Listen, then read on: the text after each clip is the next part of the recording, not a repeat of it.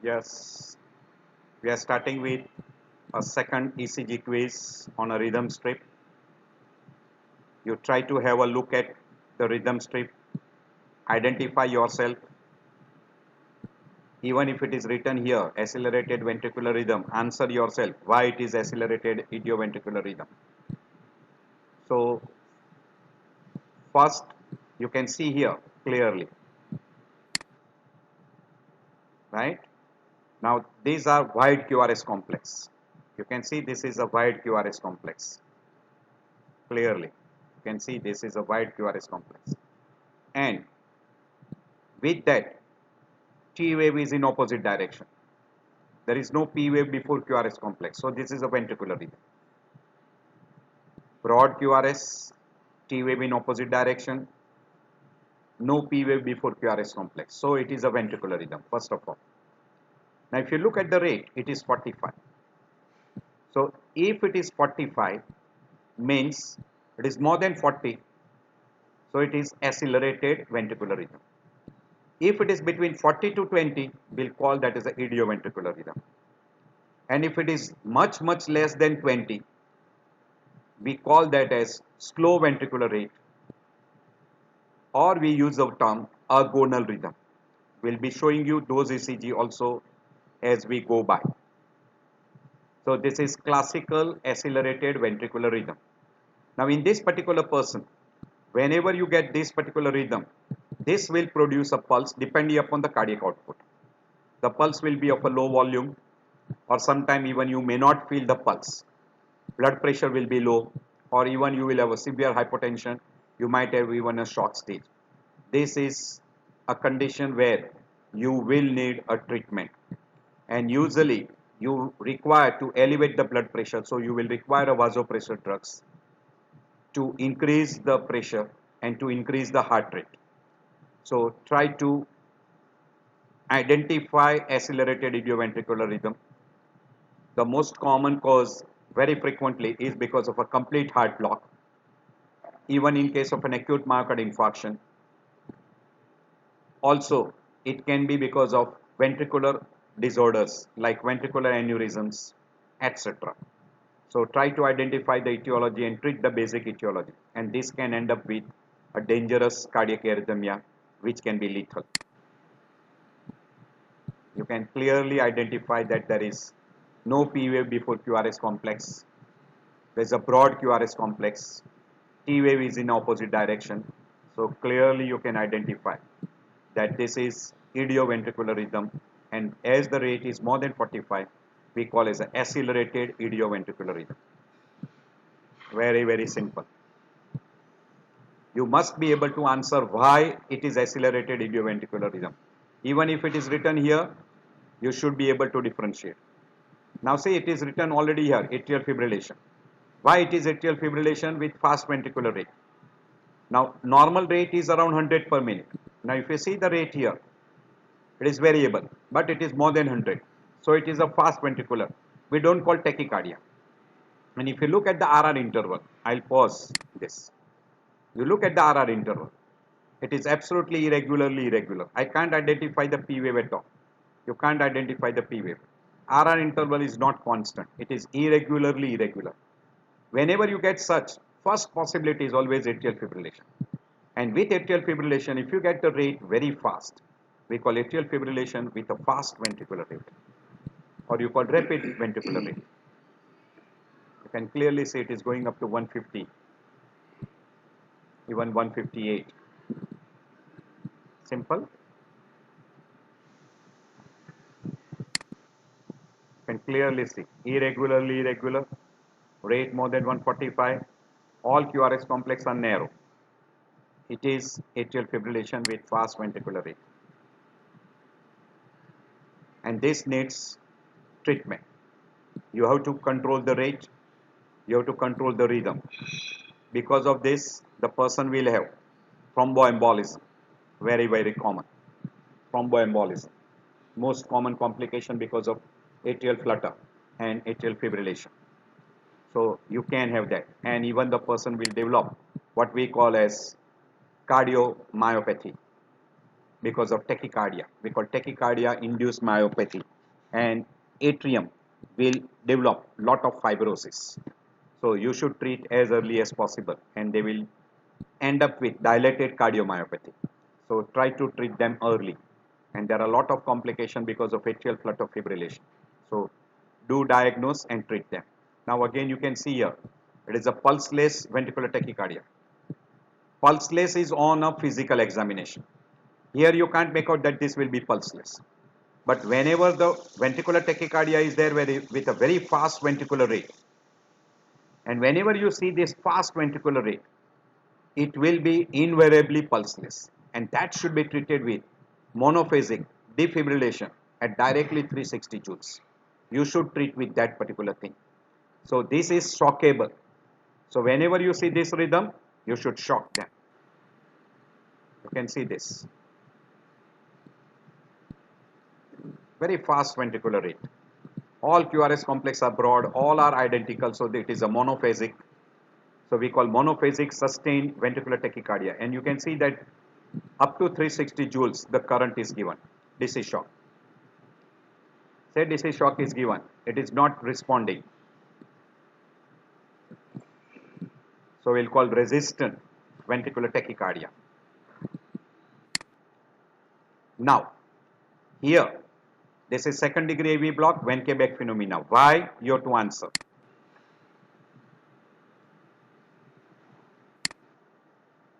Now you can see here, this is a P wave, this is QRS complex, this is the PR interval. Next bit, if you see the PR interval, it is little more prolonged. Third bit, it is further prolonged, right? So I am extending. Now this P wave is not followed by QRS complex. I'll show you in continuity.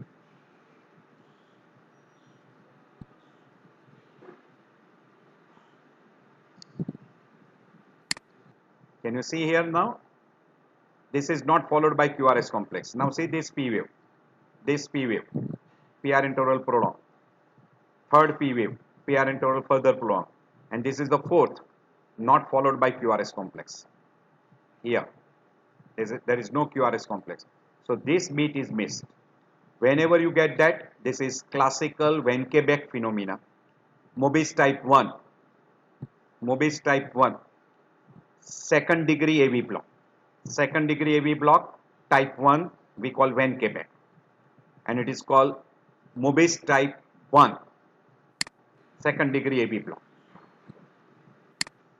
You can see here P wave, PR interval prolonged, PR interval prolonged, P wave, no QRS complex. Again P wave, PR interval, then it will get prolonged. Is that clear? Usually these people do not develop much amount of symptoms. But if they are symptomatic, and if they are getting syncopal attacks, they are getting dizziness, hypotension, they should be treated. Usually they can be treated by a pharmacological drugs, and if it does not give response, and if it is not reversible, may require a pacemaker. We call rate driven pacemaker. But by and large, these are good number of times asymptomatic because the rate is maintained, and this will give rise to irregular pulse because this is missed and this interval is long. So during this time you will not have no pulse, so that will give rise to no pulse in between here, and there will be a gap. There will be a gap here. This will be almost like what we call as a ventricular premature beat. But in a ventricular premature beat, you get an apex. You don't have a pulse. So you get apex pulse deficit. Here, there is no apex, no pulse. So this will not have apex pulse deficit. But there will be a gap between the two R. This is one R, this is second R. There is a gap. And that is how you identify on physical examination.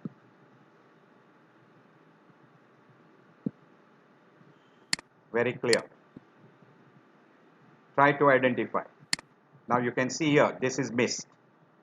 And then again P wave, PR interval prolonged, getting prolonged.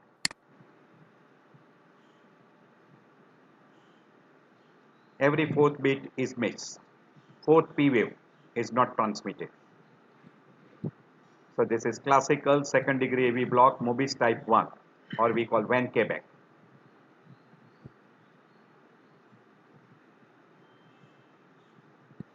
You should be able to pick up this very easily now.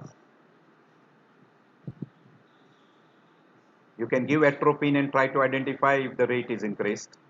If it doesn't work, you can use the drug.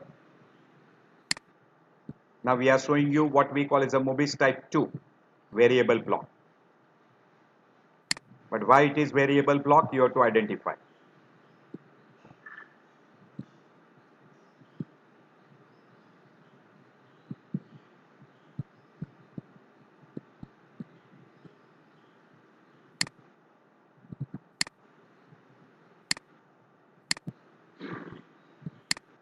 Now you can see here, this P wave is not transmitted. This P wave is transmitted. This PR interval, and this PR interval are constant. All these QRS complex are identical. They are all identical. And you see this here, this is not transmitted, this is transmitted. So this is fixed block, 2:1 block. This will be regularly irregular.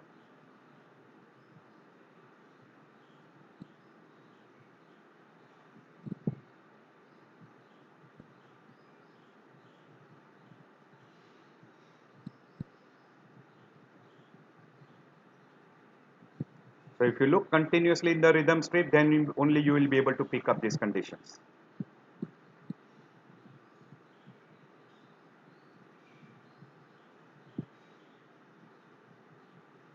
Now you will be able to see much better now. Can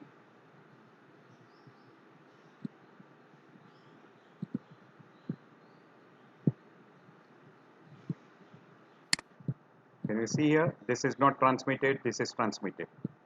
So this is fixed block.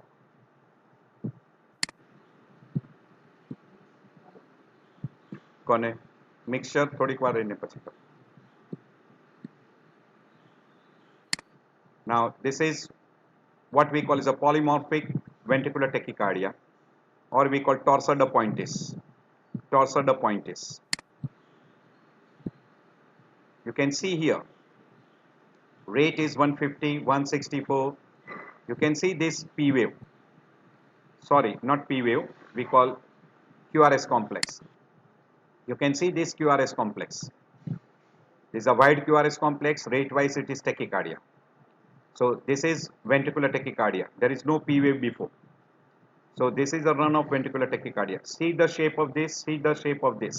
And constantly in a running way, if you see, that is constantly changing. See this shape, see this is a different shape, this is different shape. It goes on changing. So when it goes on changing this particular, this is called polymorphic. If it is of the same shape, then we call monomorphic. So whenever you see a polymorphic and constantly it is changing, then it is polymorphic ventricular tachycardia, and that we call as a torsade de pointes. And this invariably can end with ventricular fibrillation. It is because of a prolonged QT interval. Person can end with a polymorphic ventricular tachycardia. This has to be treated as an emergency because it can end with a ventricular fibrillation. So it should be treated. And also look for hypomagnesemia. So if person is having magnesium deficiency, you should treat with magnesium. Now you can see here, this is a clear cut tachycardia. You can see the rate 212. And if you see a broad QRS complex, all identical, we call monomorphic. And with that, if the pulse is very fast, invariably, you can see the heart rate 212. Now this particular person is bound to develop a fall of blood pressure and a shock stage. And in that condition, you don't get a pulse. So we call pulseless ventricular tachycardia. This will be having identical picture like ventricular fibrillation, we call as a cardiac arrest. Because person will have no pulse, no blood pressure recordable, person will be unconscious, maybe having seizures, cyanosis, and person may have even dilated pupils. So this has to be treated with DC shock because this is shockable. So you treat with a DC shock, and Along with that, you will have to give a CPR. You have to treat as an cardiac arrest and as an emergency. That will be discussing in a cardiac arrest. You can see clearly.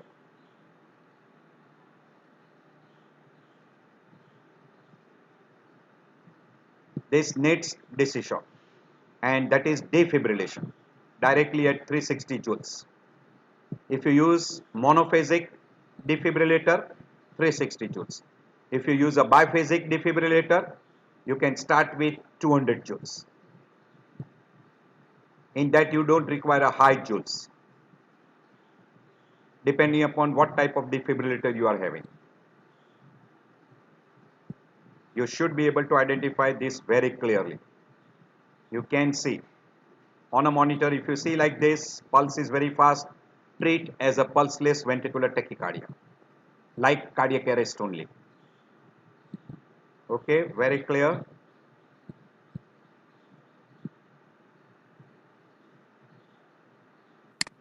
Now this is one ECG which you should be able to identify that there is a premature atrial contraction, and you should be able to differentiate from ventricular premature beat.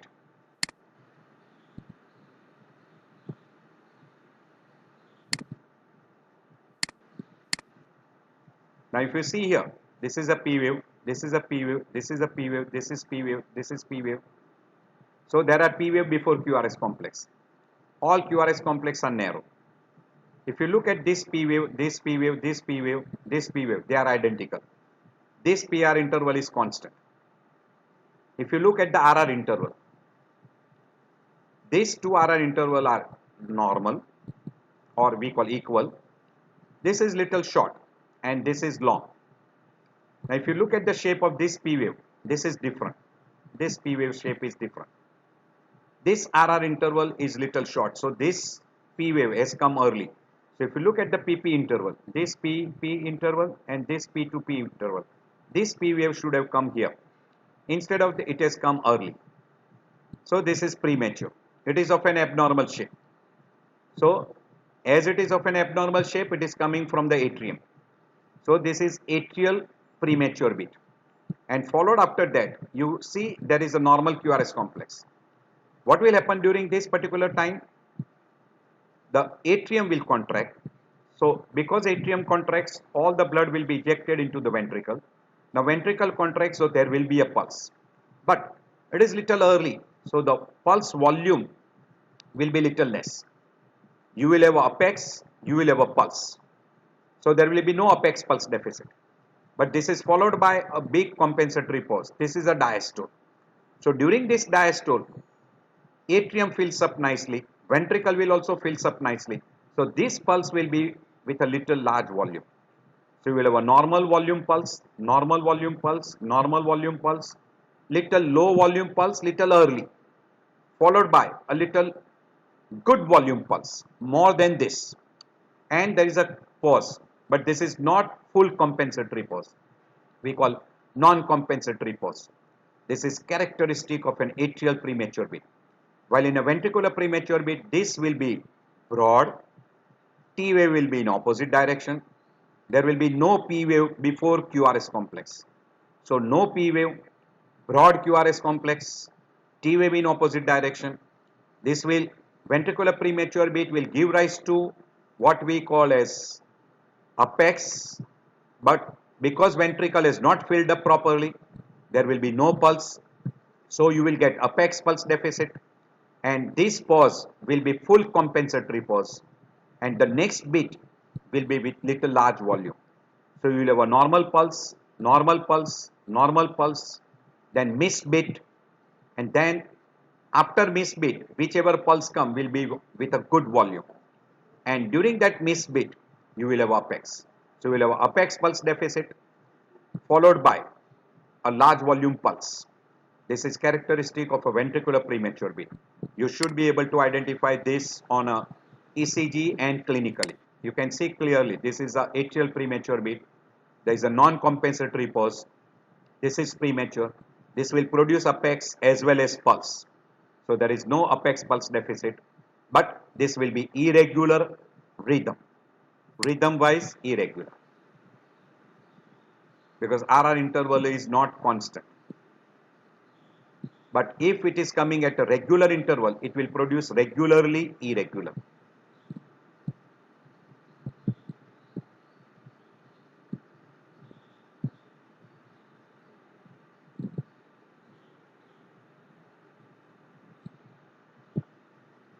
Very, very clear.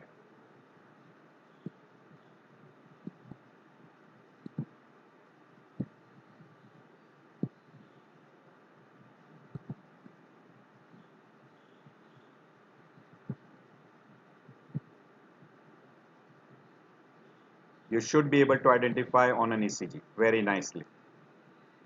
Simple.